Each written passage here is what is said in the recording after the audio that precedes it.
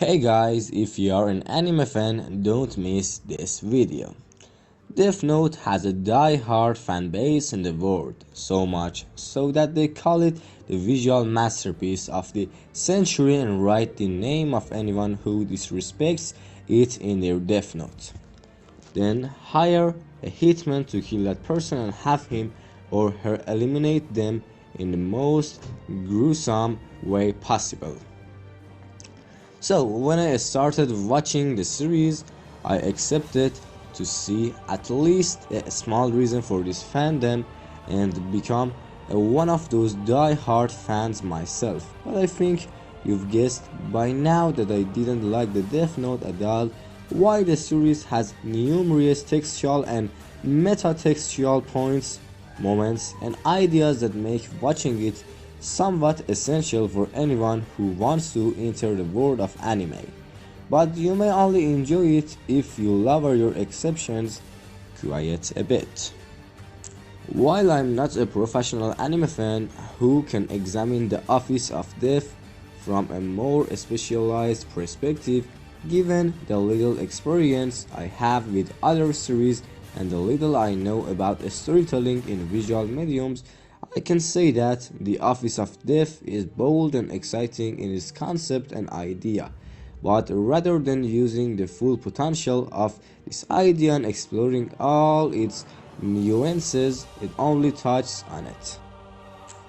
This is the biggest problem I have with The Office of Death, and unfortunately, it is a problem that has dealt irreparable blows to the rest of the series. Let me start by explaining why you should watch Death Note, but don't accept the masterpiece that others have made of it. Death Note has an intriguing and engaging premise. The series tells the story of a very intelligent and handsome young man named Light Yagami, who one day accidentally comes across a notebook. Ironically, it's a unique notebook belonging to a Shinigami. Shinigami are the god of death or Azrael in Japanese culture, who, by writing the names of few humans in their death notebooks, save them from life. Apparently, a death notebook has rarely fallen to earth from the world of Shinigami, and rarely has a human used it with widespread effectiveness, but the story is different for Light.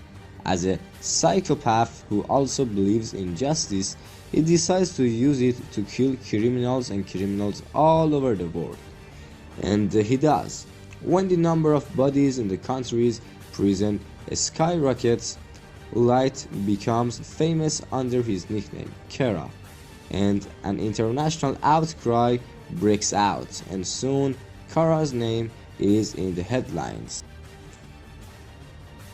Now that all the police and security forces in the world are locked in the case of this mysterious serial killer, a young detective appears who is as strange and mysterious as Kara. A detective who has solved some of the biggest and most notorious cases in the world, and no one knows his name or face. He is known only as EI. It doesn't take long for the two, who are desperately trying to kill and capture each other, to become close friends and the game begins. The next exciting thing about this series is that although Light and Ella are our Sherlock Holmes and Moriarty, instead of focusing on Ella Holmes, the Office of Death has chosen Light Moriarty as its protagonist.